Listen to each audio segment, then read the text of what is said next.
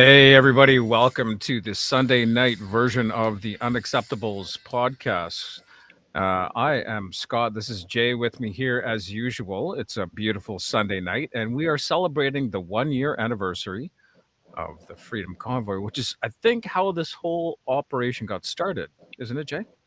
That's pretty much it. A shout out to Zach Hamlin for that awesome compilation and for granting us the privilege of using that for the I don't know what you call that the time in intro The or the, whatever. the intro segment, whatever that Yeah, was, and so everybody knows at home. Jay put that together, so kudos to you, Jay. That audio certainly should be the intro to every stream we ever do because goddamn, that was tight. I loved it. yeah.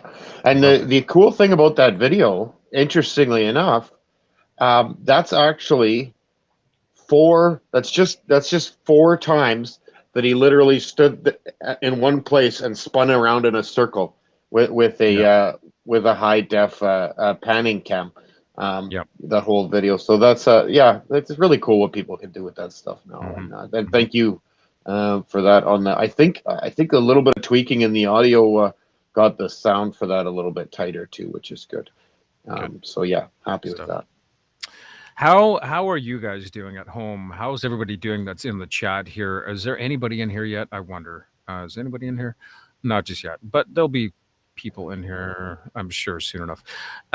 So this is Sunday night, as I said. We are, again, as I mentioned, celebrating the 1 year anniversary of the Freedom Convoy descending on Ottawa. And really, I think this was the first night and the first day that everybody or sort of everybody paid attention. This is where you started to see a lot of video coming out and some mainstream media or legacy media reporting on them. So it's been quite the voyage. I think for a lot of us, we've had our eyes opened. We've seen some things we didn't know were happening in the government, and some things we didn't really like. And I think some of us stood up and decided to take a stand. Certainly, there's been a lot of hate towards the movement, and we're going to cover some of that in this stream. I am one who believes that if you have an idea or a cause, you should have the right to protest, no matter what that means, as long as it's not hurting anybody, as long as it's not illegal, as long as it's not violent. And I don't think I'm alone in that. I think I'm having a lot of people echo that sentiment. Certainly, not as so much on legacy media here in Canada, but certainly in the world, echoed, sort of in European Parliament and different areas where um, they see what's going on here and want to make sure that we know that they support us and they support freedom and the freedom of speech. So there is that. Now, Jay, I know that you were very intimately involved in the goings on with the convoy, and maybe you could tell us a little bit about what your family's involvement was, and where Mhm. things came into play for you, because I know you were affected actually by the tyrannical, totalitarian measures of our government, and maybe you could share that with some of those listening, some of those watching, so that they know just Yeah. just just how this has affected everybody, and certainly us here. Yeah, sure. So yeah, so my family, going back, we have been involved in matters like that, particularly over in the UK. Um, kind of on one side of my family actually is IRA, and on the other side is Highland Scottish. So two groups of people who are no strangers to having to fight for small freedoms. And so my dad and my brother decided to go. They left here because my brother came. No, yeah, that's right. My brother left with the convoy from Vancouver, and my dad synced up with him in Calgary, and they made their way from there. And yeah, it was. I was very proud of them, and it was great to have that inside track, even though neither one of them's technologically with it enough to have really been a excellent journalists or anything like that. But they were there and they were letting me know what was going on and like what the real story was. So I didn't have to really kind of either buy into any specific narrative. I felt like I had the truth the whole time. At one point, I had donated to the GoFundMe, um, just because I didn't feel right having not done it. You know, like even though like my family was obviously, you know, there was kind of a communal fund going on there. But even still, I felt compelled to donate, and I did, and my account got locked up. I've yet to see the full fruition of what that meant. I haven't applied for a personal loan or anything, or any alterations to my credit cards or anything like that. I've heard that some people are now blacklisted from loans and things as a result, etc. We've seen what's now going on with Jeremy McKenzie, but Right. Yeah. and when you talk about that internationally, like people can't even believe that in a Western nation, uh, people who have not actually committed crimes, are not wanted, have not been charged with anything, that their accounts could be seized. An untouchable in Western civilization. Sort of from the beginning of bank accounts, that's been like the one thing that, as bad as things may have gotten in certain periods of history, that there was never, like in the Commonwealth kind of system, since the Magna Carta, there's never been a time when they didn't respect people's autonomy of a bank account. So that's a brand new one, and it has far-reaching implications. Now, on the other hand, the bonus is that even those countries with really strict mandates and things, who maybe even had tighter restrictions than us, which is the case in France. Even those countries were like, "What the fuck, Canada?" And so on one hand, it's terrible that they did it and everything. On the other hand, that will, if there are things that shoot them in the foot, that will be one of them in the end. Mm-hmm. Mm-hmm. It's sign of the times, I think. That you can experience financial trauma via the government. Yeah, Sadly, scary, a little bit, more yeah. than a little bit scary. By simply being an enemy of the state or an enemy of the country, or maybe an enemy of the RCMP or CSIS, or mocking them or making fun of them or presenting information or showing a video that Mm-hmm. implicates them doing something they glorified. Mm-hmm. I'm not going to bring it up. I'm not going to put it up in this stream because I don't feel like we need any stream strikes, or any Mm-hmm. channel strikes rather. But showing a video like that and embarrassing them seems to be about enough to make sure that they do everything within their power, including, let's see, arresting your significant other with an unendorsed Canada-wide warrant for allegedly forgetting to pay for $60 or $40 over the gas, whichever the case would have been, which Mm-hmm. anywhere else in the world, especially in this country, would have resulted most likely in the gas station or the convenience store, what have you, calling the police station saying, "Hey, like I've got these people's plates. They didn't pay for the gas. They probably forgot." Mm-hmm. That would have probably resulted in the police station phoning said person and saying, "Hey, listen, you forgot to pay for a gas. Do you mind going to straighten that out?" Mm-hmm. And that would have been the end of it. But instead, it resulted in an unendorsed, Canada-wide, no-knock warrant for the arrest of Ms. Morgan Mayhem of the Diagolon regime, according to the Mm-hmm. Canadian government, which is ridiculous. Basically, they identified themselves as people who had voices, and all of a sudden they had the full strength of the, I suppose, the local military arm of the Canadian government, as well as Canadian media and CSIS, just going Yeah. all over them, getting after them. And I hope that people understand the implication of that and what that actually means. A, it should be an embarrassment for CSIS because they were Mm-hmm. investigating a meme country.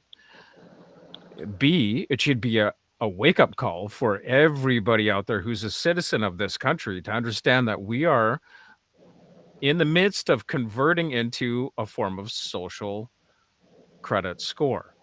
And your life will be all tied up to one electronic device. And if you do something wrong, they'll tax that electronic device. And I think we're seeing the evidence of that in what is going on right now. And they flexed their muscle a little bit during the convoy when they froze bank accounts and shut down truckers' insurance and did a bunch of different things. And as Jay just explained, they shut down his personal bank account for donating in a cause he believed in, which is not against the law in this country, last I checked.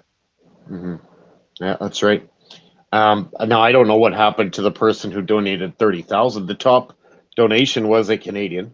There was literally, I believe the figure was 5% of the donations were foreign, and the largest donation was a Canadian, and that was $30,000. I don't know what happened to that individual. I don't imagine that that nothing happened as a result. That's a really sizable contribution. Like if my $100 gets me locked, I don't know what happens to you with 30 grand. I really don't. We haven't heard about that, but it makes me curious. The beautiful part of that for people, let this set in for a little bit. They raised in between the two campaigns just about $20 million, and the largest single contribution was 30,000. So that's a whole lot of people putting in $100, $500, $50, $5, whatever they could. So just think about the size of the movement and the size of the sentiment that was backing this when they were able to put together two separate fundraisers, both bordering on $10.5 million or so. That's incredible. Unfortunately, some or most of it from the original fundraisers held in escrow still. And then the large portion of it was then forcibly sent back to the people who donated it because the Canadian government sanctioned that it be so, which again is ridiculous.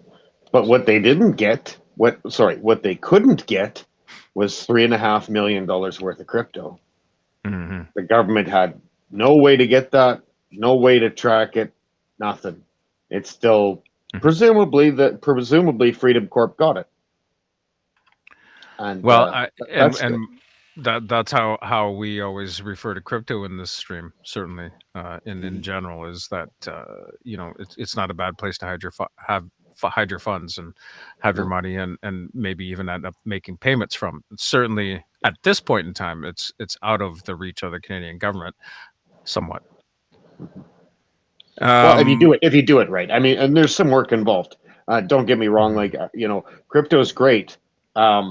Crypto, like anything else, like the stock market, like you can get scammed by people by entering into something that you don't understand, and that's not specific to crypto. That can happen to you, just about anywhere. If you're not aware of what you're doing, if you haven't looked at it, if you haven't talked to anybody who knows it, then you're going to get burned. And so that's my recommendation for anything that involves your money. Take a good look. Make sure you know what you're doing. It's wise to learn from your mistakes, but it's far more wise to learn from the mistakes of others. Go ahead and ask people what to watch for when you're doing anything that involves your money.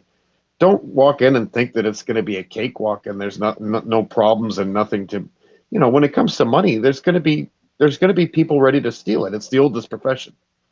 Theft is for sure. Always has been and always will be.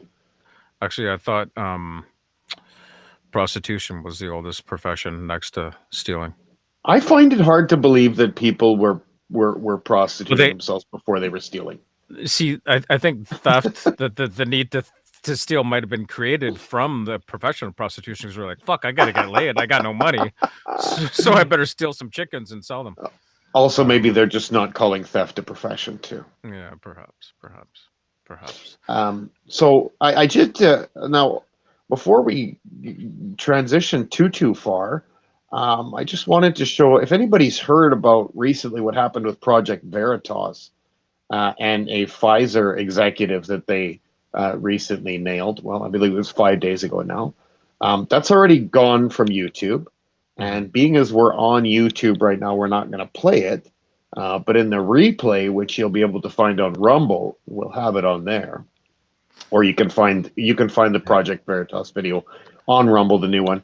What I do have is I did mention in a previous stream that Brett Weinstein was one of those selected to be on the state of Florida's grand jury investigation into COVID-19 as pertaining to Pfizer, the FDA, the CDC, and there was one more government agency that's been implicated in that.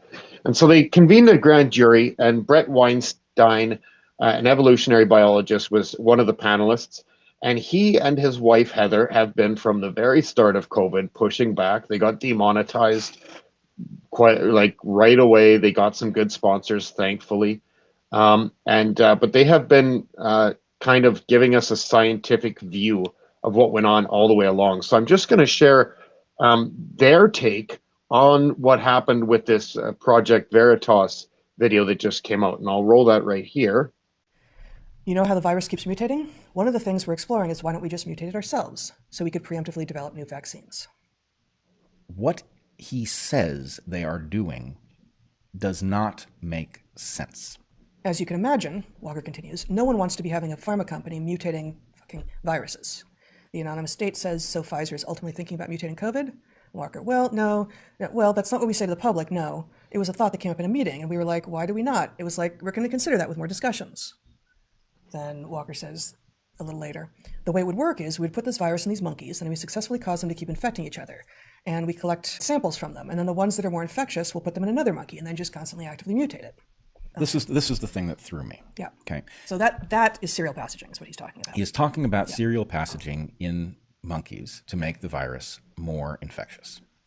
Now, this does not add up as stated. Yep. And so there's a question. This guy appears to be, we can debate how high level he is, but he does appear to be at the top of some sort of directorate of mRNA. So, all right, he's involved in strategy, but he's deeply inside of Pfizer, dealing with the mRNA technology, telling us that they are doing serial passaging with the virus, but it is not obvious why Pfizer would want to do that.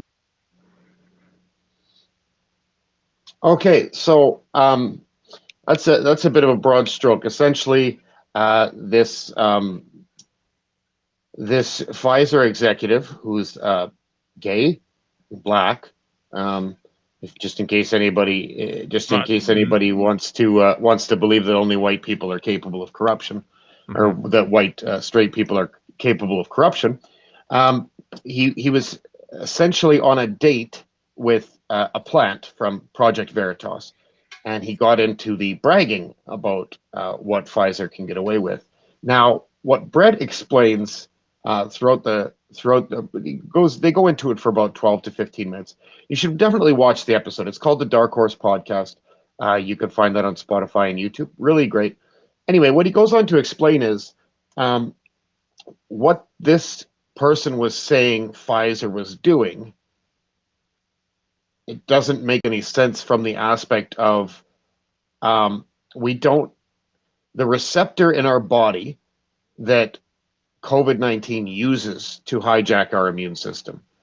We don't share that with monkeys. So they could do whatever they want with monkeys. They could mutate the virus throughout their population, end chain stream the virus between them, et cetera, et cetera. It's never going to make a human more susceptible to it because we don't have the same receptor. Now, they can do that if they have monkeys, ferrets, and humanized mice collectively, and that's essentially how it all began in Wuhan. Now, this boardroom discussion about, well, maybe we should just manipulate the virus to create a new strain so that we have a leading edge on the vaccine and then we leak it out. It says one of two things. It says either that this guy, who is an MD, he is actually an MD,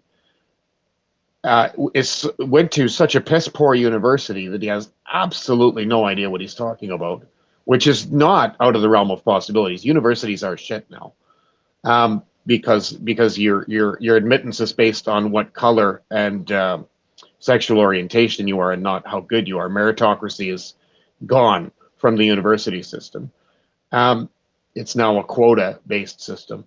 And so it's either that or they're discussing a really, really long game and creating a new virus, which they would then again send somewhere internationally so that they could conduct what is illegal to do in the United States by proxy in another country, which Brett says is exactly what originally happened in Wuhan.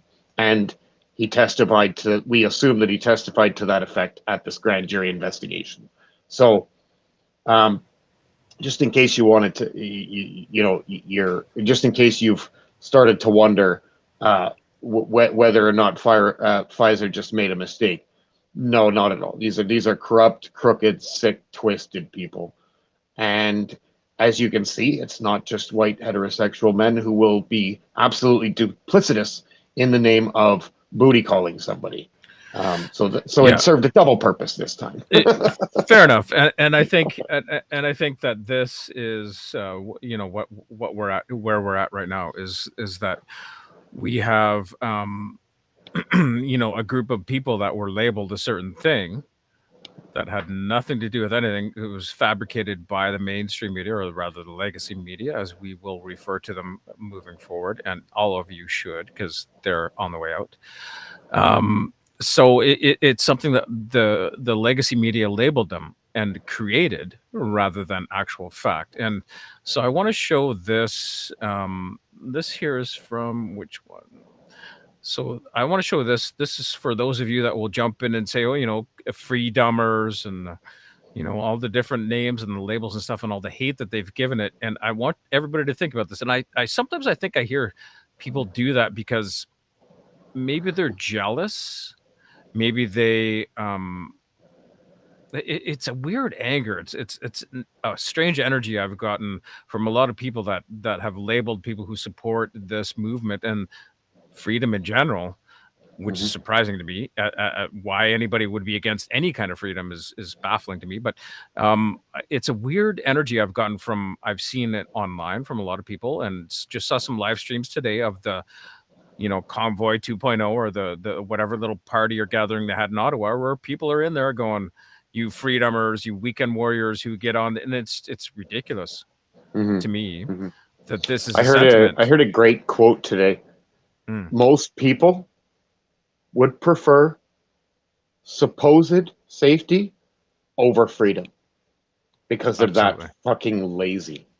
Yeah. Because absolutely. You can be really lazy if somebody else makes all your decisions. Yeah, you still got to get up and go to the salt mine 8 hours a day. But you don't have a lot of decision-making requirement when everything in your life is dictated to you. And surprisingly enough, a lot of people would prefer it that way. And so exactly. And so in my opinion, it's a bit of jealousy. It's a bit of somebody being uncomfortable because they see somebody else standing up for something they believe in, and that makes them uncomfortable because they're not willing to do the same thing, and they're not willing to even fathom the possibility that there might be something they should be fighting for because they're not comfortable enough with themselves, with their lives, whatever it might be, to actually stand up and fight. They don't have the backbone, the spine.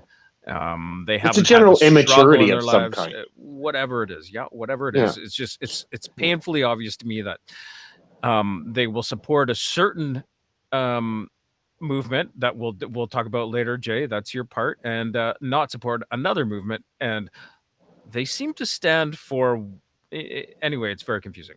I want to roll this. This is to remind everybody of where this all came from and some of the myths that you'll still be hearing about to this day about what happened in our country here in Canada and in Ottawa, just about a year and 1 day ago, moving forward for a couple of weeks. So here is Andrew North, or the True North team, doing a little bit of debunking for you. All right, so we'll roll this. Jay, you ready? You betcha. All right, born ready. We'll be right back.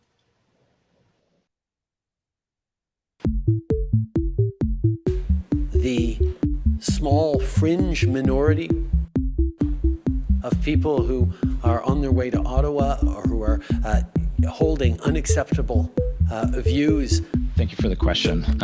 Mr. Chair, as I mentioned in my opening comments, our records here at GoFundMe show that 88% of donated funds to the Freedom Convoy campaign originated in Canada, and 86% of the donors were from Canada. That information is based on the best information that we have available. Yes or no, Interim Chief, were loaded firearms found in the trucks during the protest clearing operation? Yes or So no? as I indicated, Mr. Chair, there has been no charges laid to date in relations to weapons at the occupation site. It's just a clear question, Interim Chief. Like, were weapons found? Like, were loaded firearms found? Yes or no? So in relation to no, not Okay. to relating to any charges to this point. Ms. Wolford might know the largest donation that we took on the campaign from a non-Canadian source.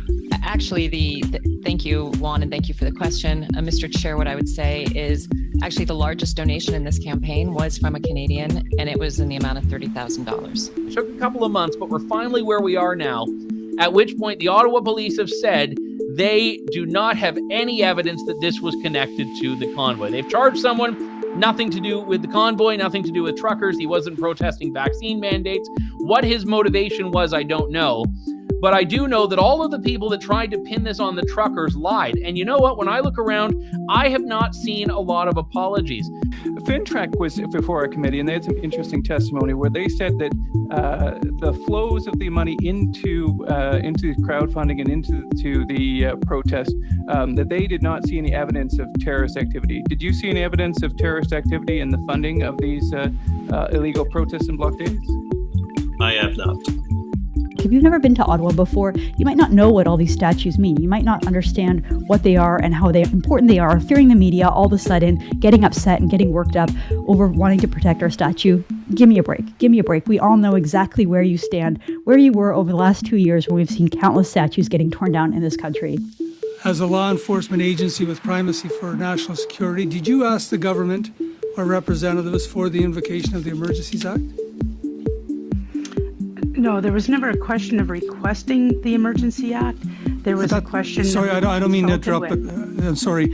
So you never asked for it. Do you know of any other police leadership that asked specifically the government for the invocation? No, we actually reached out to various police agencies when there was talk about some of the authorities within that they were proposing, and of course we were consulted. So we were involved in conversations with our partners and with the political ministries. We didn't make a direct request for the Emergencies Act. It was only after we got advice from law enforcement that we invoked the Emergencies Act.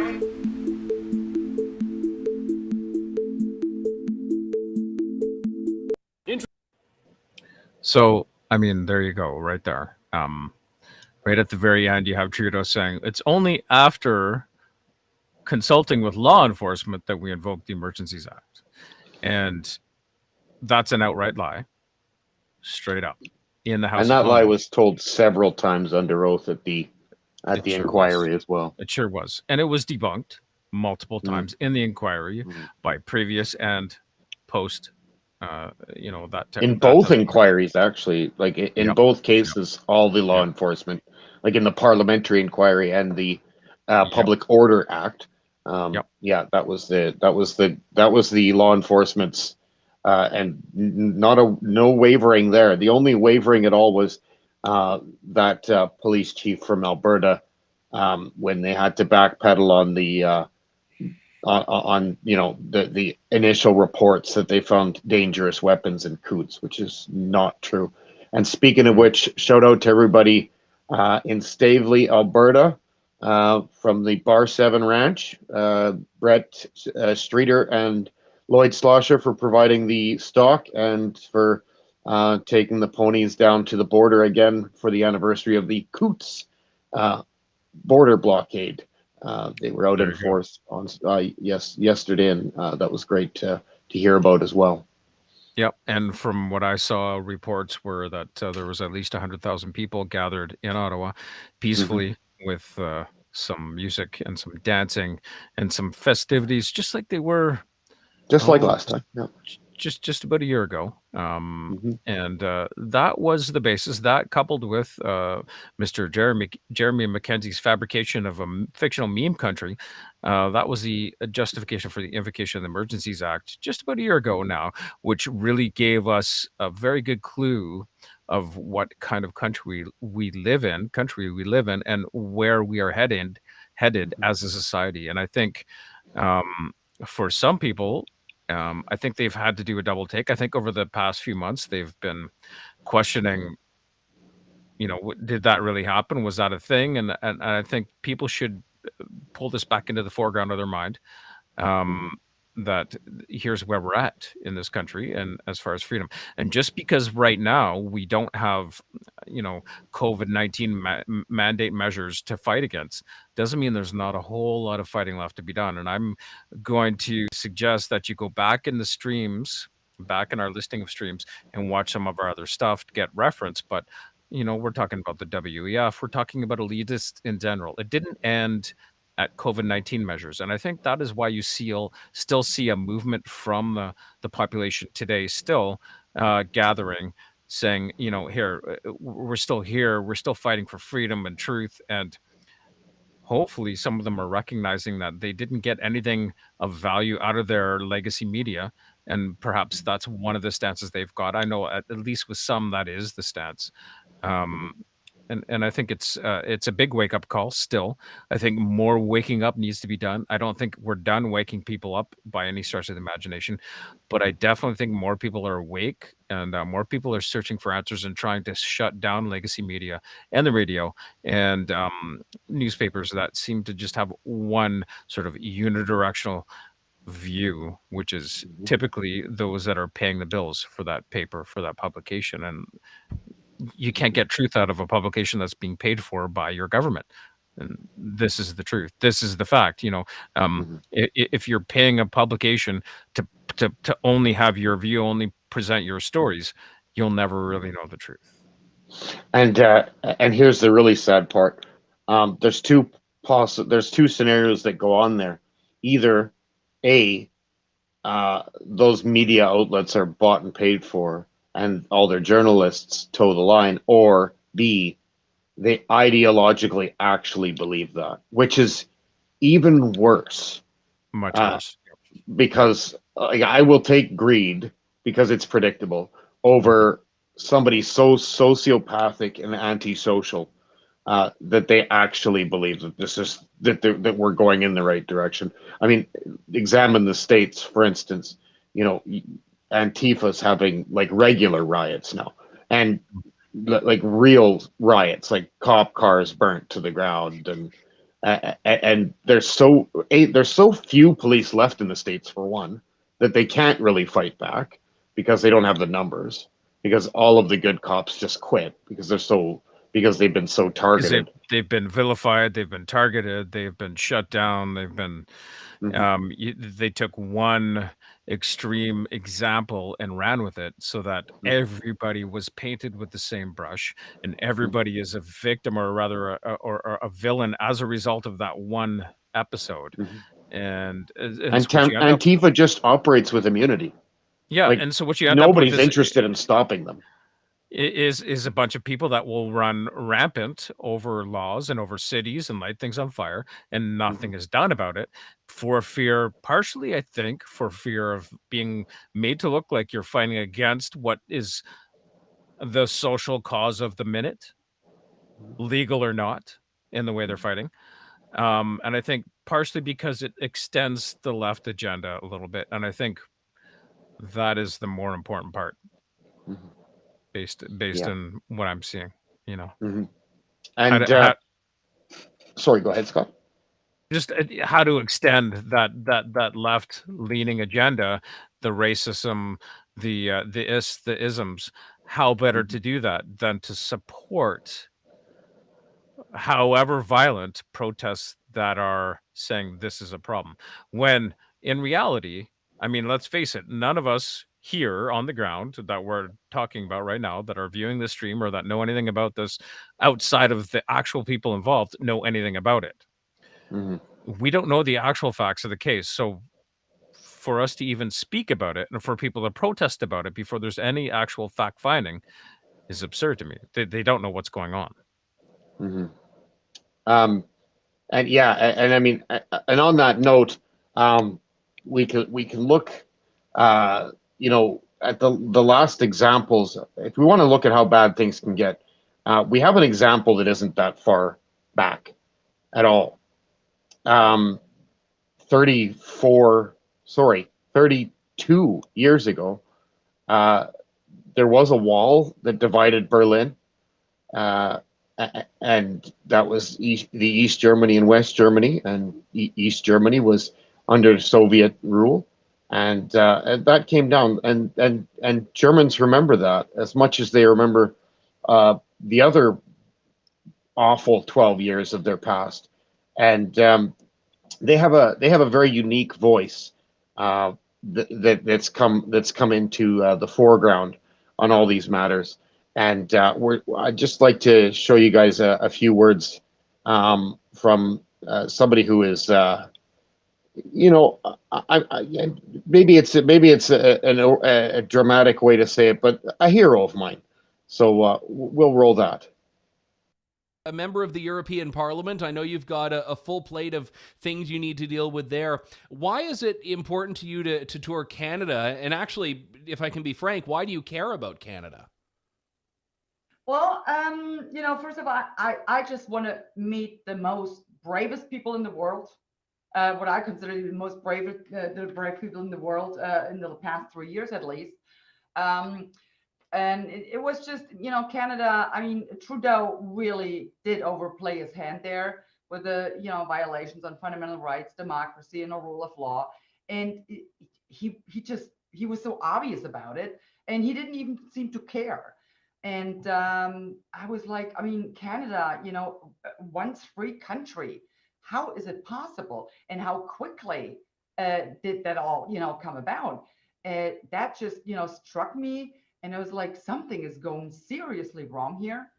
So yeah, I took a particular interest in that. And, you know, just think about what started this. I mean, what happened from there. It was really the trucks went rolling, and they did not only roll in Canada. You know, it was a symbol of hope, a symbol of freedom, and that traveled throughout the world. And I really just want to meet the people that made this all happen, because that really woke a lot of people up, and they came to realize something is not right here. And what my government is telling me, it may not all be true. Yeah, and now I just have to come, whether you like it or not. Oh man, that's heartwarming.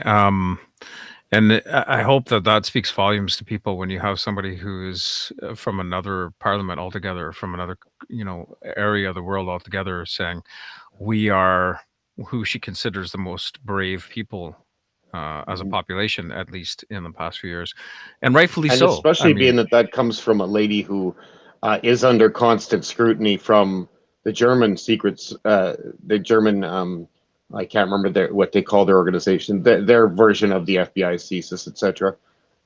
As has her and her party under constant scrutiny. They're just out. They're not quite the official opposition in Germany. They're just out of that. But they were, fortunately enough, elected to European Parliament. We all know about the famous speech that she did in front of European Parliament when I think it was more than half of the European Parliament actually left the room while Trudeau was still at the lectern. With pleasure, I'll correct you there. So there was 80% were not there. So there was roughly about 20% of the audience. Most of whom had no idea who this person was and what he was talking about or why it was relevant. So just to give you an idea of how well liked our PM is abroad, I would take great pleasure in showing many of you in the stream and many of our viewers just how liked he is, and we can do that in the future. But I can assure you, he's not well liked anywhere. And here, before or anywhere else. So before we transition away from Christine Anderson, she mentioned that interview was just 4 days ago, and she did mention that she's coming to Canada. So I went and found the information on that, and I will show that to you guys now. If I can just stop jumbling us around there. Oh, we're good. Here, I'll give you the screen here. You go, Jay. Oh, okay, you got it. Okay, perfect. Oh, I have to go over here. Sorry, we just implemented a new process here on our streaming service, so I'm just getting warmed up on that. Oh, it was already up. Okay, so first of all, I guess I'll go back to slide 1. You can go to www.WWCAD, and that's simply an acronym for What Would Christine Anderson Do? And that's the tour. It's Canada only. It's only 2 cities. It's only Calgary and Toronto. It's all sold out in Calgary with the exception of VIP seats. However, the place that she's speaking in Calgary on the 14th, I think it's on Valentine's, they have a virtual option. So you can go on there and you can grab merchandise if you'd like to commemorate the event. You can pick up your virtual ticket, and the virtual ticket I think is $20. Very simple process. It's credit card only. There's no PayPal option. So I would have liked to have seen that, but it is what it is. Pardon me. There's still lots of availability in Toronto, obviously because a lot more liberals there. But yeah, that's a great. I guess apparently it's set up to be a great outing. There's a dinner and dancing apparently, and cocktails and etc. The one at the Petroleum Club in Calgary is a little on the pricey side, as is everything at the Petroleum Club. But the other one at the church will probably be a little bit lower brow and probably interesting to see. So there you go. There's the info. Go and check that out if you're so inclined. All right. So what else have we got, Scott?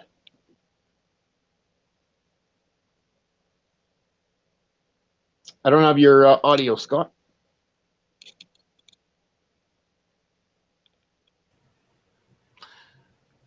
Well, I guess I am victim of the Ghost Butte. It happens. It actually might have been me when I was fucking around. No, it was me or something on this end because it was muted. And I looked at it and I was like, why the fuck am I not talking?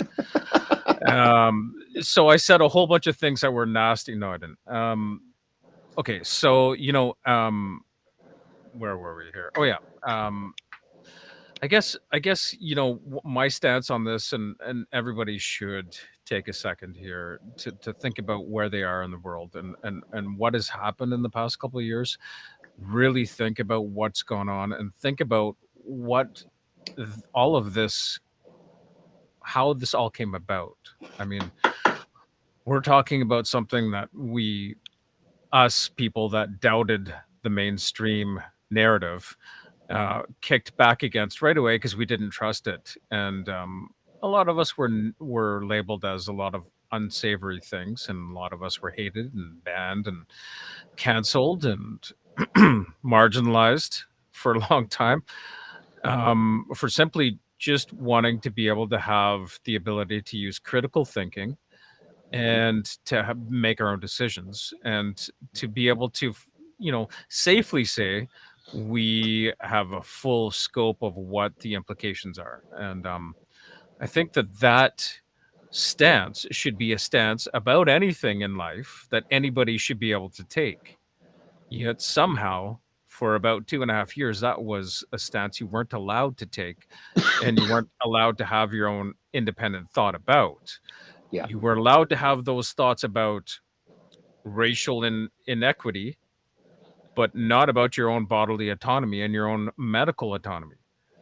Mm-hmm. And I want people to understand that there's literally no difference between those things. There's no difference. If you have for rights, all those Roe versus Wade supporters, what's the difference between your right to an abortion and my right to not have a needle in my arm? Exactly. If a lady has the right to choose for her own body what she would do with it, then why do I not have the right to choose for my own body what I will do with it when it comes to quote unquote therapeutic injection. And that I won't even go so far as to call it what they labeled it as, because that's not what it was. Ooh, By I any forgot that stretch one of when I was talking about Brett Weinstein. New term, transvax. Oh yes, He yes, calls I it a did catch trans that. vaccine. I did catch that, which is brilliant. Which is brilliant. It just switches back and forth from vaccine to useless piece of shit and back. There you go. Everybody, this is a little bit of a memory juice for me. I want very much to leave everybody with this. We're almost at the time here in our stream, and I just want everybody very much to be left with this. There is a very big difference between you, us, and them, and they know that. And if ever you were going to draw a line in the sand, you should have drawn that line already. If you swallowed the bait and chomped onto that hook and you've been, reeled in to shore, it's still probably not too late. We just need you to get that hook out of your mouth and swim back into the river, swim back into the ocean, whatever it might be. You don't have to take that blue pill. You can take the red pill for those of you more into modern speak. But suffice it to say that there was a lot of things that happened with governments worldwide over the past couple of years, and it should have woken a lot of people up. And if it didn't wake you up yet, it's going to wake you up when it's too late. So please, draw your line in the sand. Don't stop fighting. Don't give up. Don't get on the truck. There is no quit.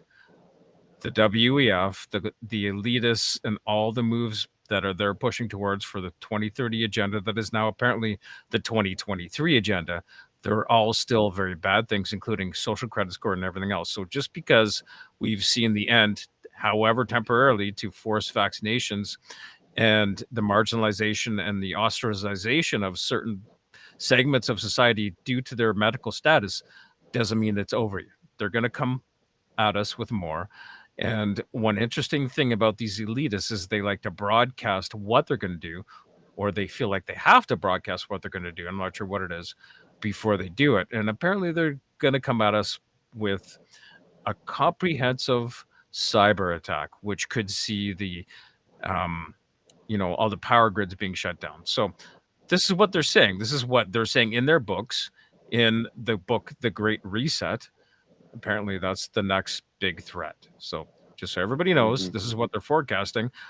This is not me forecasting this. I'm simply reading a book and relaying to you what it says in this book, written by Noah Harari and Noah Yuval Harari and the evil and always evil Klaus Schwab.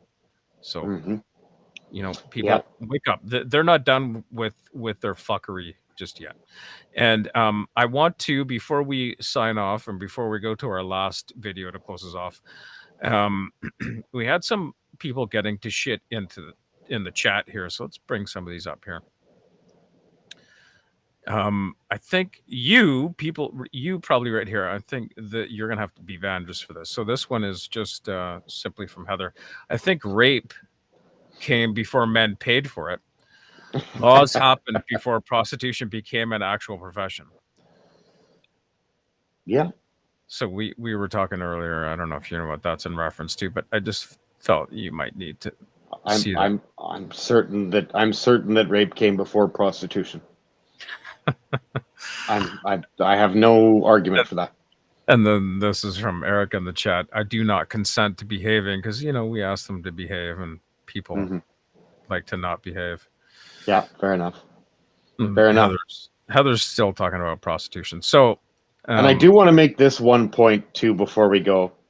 And then Jay said, "Yes, me likey my whores." Oh my God. No. Right, I just want to make one point really clear, and that's this. This all would have worked out for those who are listening, who are sort of on the fence still, or on the left throwing rocks. This would have all went much differently had the scientists been simply wrong, and the government simply done exactly verbatim what the scientists said, and then they could just say they were wrong as well.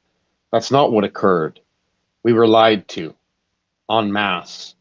And people do not respond the same way to someone being wrong as they do to someone lying to them over and over and over again about the same thing. And the lie is just getting worse and worse. That is what the big objection is here. That is where, this isn't about butthurt feelings about not getting our way. It's about the people who we elect, who we pay their salary, lie to our face in a very disrespectful way, as if we're too fucking stupid to not realize, wait, you said there was 30,000 new cases of COVID in Seattle for the last 18 days straight. That's twice the population of Seattle. So go fuck yourself. These are the types of things. This is what caused the problem. And this is what you need to respond to. It's not that they were just wrong. It's that they lied. They disrespected your intelligence by believing that you could not handle the truth. And so they lied to you, and they lied to you, and they lied to you. What would you do if you lived with somebody, if you were in a relationship with somebody who locked you in your house, refused to let you go into public, refused to give you basic rights, forced things into your body? Who the fuck would stay in that kind of narcissistic bullshit relationship? Fucking nobody. Sounds like an abusive relationship. And it is a fucking abusive narcissistic relationship. And I wonder if people have ever looked at it on those terms and ever tried to consider it as for what that actually is. If you were a male-female relationship, those things being done by your government would have been considered narcissistic and abusive. And you would have been you would have been exiting that relationship. So give yourselves a little bit of time to think about what Jay just said. I hope that those words are compelling. They should be. We've all been victim of this. It is called demoralization, and this is what they want. This is what our enemies in legacy media, who are paid for by the mainstream, or rather by the government, by the politicians, this is what they want. They want us to feel divided. They want us to feel confused. They want us to be wondering, why did we let this happen? And then, is this allowed to happen? They want all of these things. So don't let them do this. And please remember where you stand. Remember who you are. Remember what you believe in, because they don't want you to have any of that. By the time they're said and done, you will have only one belief and only one purpose, and that is theirs and their government. Yeah. Just remember that. You don't tolerate lies from your children and your partners. Don't fucking tolerate it from people whose salary you pay. That simple. Absolutely. And Jay, I'm going to roll us out. I think we should end now. I want to roll us out with this this last video, and this is the same video we've put together for you, but with a little bit more of a inspirational speech behind it. Much love to you from us here at The Unacceptables on this celebration of what is the most important event in contemporary Canadian history. We're at the 1-year anniversary, and this will never be celebrated, I suspect, at least, never be celebrated in the history books as it should. We all will be labeled as dissidents, as enemy of the state, and whatever else they want to label us as in the history books. But those of us that are here on the ground have the effect and have the feeling, and we know who we were, where we were, and what we believed. And according to a very intelligent lady from Germany, it was the most important global event since the fall of the Berlin Wall in 1991. That should, all of you, all of us who have ever been involved in any of this should feel very proud to be given that label, to be given that description by somebody who was a pretty considerable human being. But just in general, I think for anybody anywhere else in the world to think that of us and what happened here, we should all pat ourselves on the back, and we should all feel proud of that.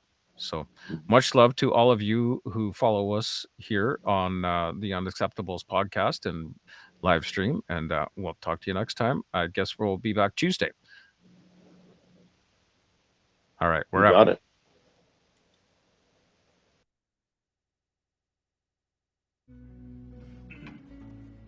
You know, when you get old in life, things get taken from you. I mean, that's part of life.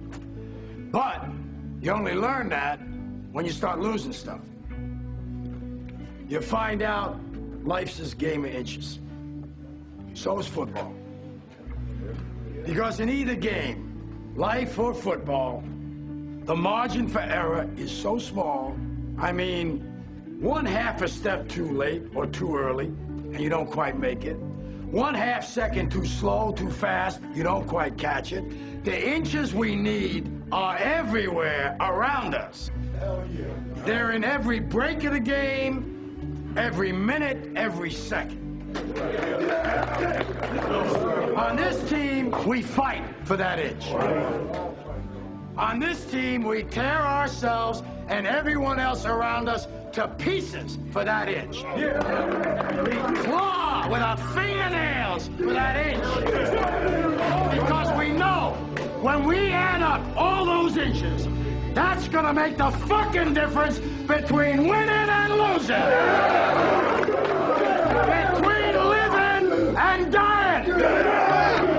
I'll tell you this, in any fight, it's the guy who's willing to die who's gonna win that inch. And I know if I'm gonna have any life anymore, it's because I'm still willing to fight and die for that inch. Because that's what living is. The 6 inches in front of your face. Now, I can't make you do it. You gotta look at the guy next to you. Look into his eyes. Now, I think you're gonna see a guy who will go that inch with you. You're gonna see a guy who will sacrifice himself for this team because he knows when it comes down to it, you're gonna do the same for him. That's the team, gentlemen.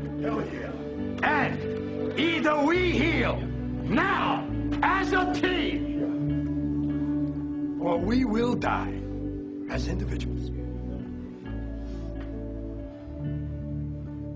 That's football, guys. That's all it is. Now, what are you gonna do?